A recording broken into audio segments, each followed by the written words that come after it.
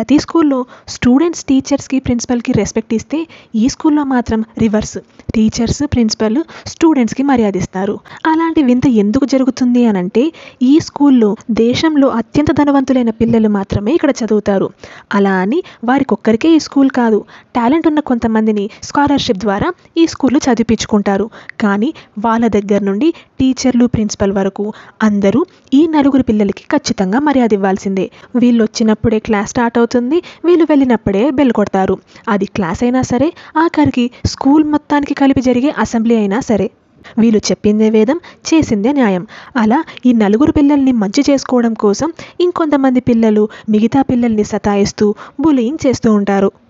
టీచర్లే ఈ పిల్లలకు భయపడతారు కాబట్టి వాళ్ళు చేసిన పనులన్నీ చూసి చూడనట్టే వదిలేస్తుంటారు. అలా వీళ్ళు మితిమీరి చేస్తున్న ఆ పనుల వల్ల ఒకరోజు ఒక స్కాలర్షిప్ అబ్బాయి ప్రాణాలు పోతాయి. దాంతో అందరూ చాలా భయపడుతూ ఉంటారు. అదే టైంలోనే స్కూల్లోకి ఒక కొత్త స్కాలర్షిప్ అబ్బాయి వస్తాడు.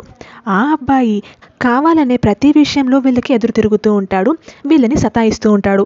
కనీసం వీళ్ళ ముందు తల్లిదండ్రులకు కూడా భయపడే మిగతా పిల్లల్లా కాకుండా వాళ్ళకి ఎదురు నిలబడ్డాడు అంటే ఈ అబ్బాయి ఎవరు, ఎందుకు వచ్చాడు, దీని వెనక ఆ అబ్బాయికి ఏదైనా బలమైన కారణం ఉందా అనేది తెలుసుకోవడానికి కింద ప్లే బటన్ పక్కన ఈ ఫుల్ సిరీస్ ఎక్స్ప్లెనేషన్ వీడియో ఉంటుంది. దాంతోపాటు డిస్క్రిప్షన్లో కూడా లింక్ ఇస్తాను.